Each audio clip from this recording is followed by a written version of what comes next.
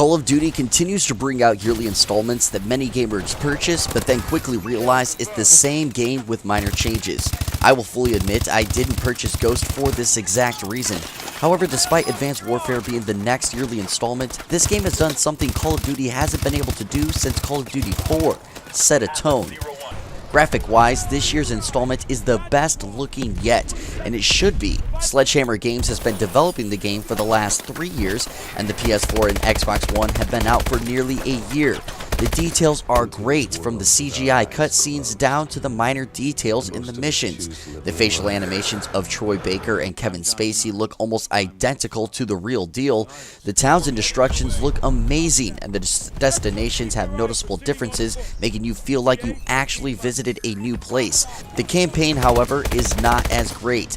The plot is your typical Call of Duty story. The main character must stop the bad guy. Bad guy does a big bombing, enhancing the desire to stop the bad guy. Bad guy dies but reveals there is different bad guy. Good guy turns out to be the bad guy, and main character must now stop the new bad guy. The campaign is rather short, around 6 to 8 hours long, and doesn't present anything new. That doesn't mean the campaign isn't enjoyable to play. The missions are well laid out, and some of the dialogue is rather well written. There are times where the dialogue can be rather goofy. Perfect example is in the opening cinematic. Main character Jack Mitchell is in the Marines with his best friend, but they sound as if they have never met before. So I didn't really have much of a choice. Yeah? I joined up because of the old man too. More just to get away from him. I'm not sure what the writers thought when presenting their friendship, but they didn't do it well. Now in comes Kevin Spacey as Jonathan Irons, the father of Mitchell's best friend and owner of Atlas, a private military available for hire. The next sequence shows he has been at the headquarters for a while now, and after seeing the size of Atlas, I'm pretty sure everyone in the world knows what exactly Atlas is. But here comes another issue with the dialogue. Why does Irons explain what Atlas is to Mitchell? Power isn't just about the ability to destroy. Atlas has built infrastructures in places like Korea, Sierra Leone, Nigeria. We do in a few years what it takes governments decades to accomplish. In fact, the truth is, we're often more effective than the governments that hire us. Again, the campaign is interesting, but suffers from a poorly laid out ending that almost guarantees a sequel is on the way. Now, the main reason most gamers buy Call of Duty is not for the campaign, it's for the online play. This game is one of the most fast-paced shooters I have ever played, which is why this game stands out. The ability to double jump makes the games more vertical than ever before, and the ability to dash forward, back, and to the sides gives you an added chance to turn around a potential death into a slick kill. The customization is fairly deep, not only for the weapon loadouts, but also the characters.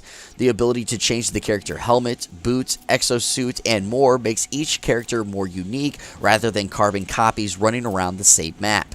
Now there are 13 multiplayer maps with many of your classic game modes, deathmatch, domination, capture the flag, and more, but there are also some unique additions like uplink, which is where you take data and upload it to get points in the form of taking a ball, throwing it across the map into a certain location. Now there are also a fun side games called Infected, where one character starts an infection run and tries to infect the other 11 players, while the other 11 try to stay alive until the timer runs out. I also briefly want to touch on one of the other game modes, Exo Survival. Out is Nazi zombies, and in comes a survival roundup. The only downsides are, like most survival modes, the rounds get repetitive, and there are a limited number of upgrades that you can do on the map.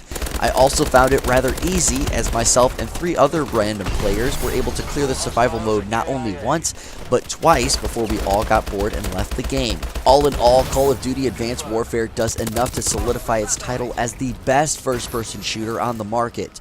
The small yet defining changes makes this game a welcome addition to any gamer's library, and makes this gamer optimistic to see what can be done to further improve upon the series. For more gaming news, reviews, and updates, keep it locked here at Press Start, where your gaming news starts here. Fuck you. Friendly missile strikes inbound. Fuck you. Woo! Ran up in there, got 2 kills.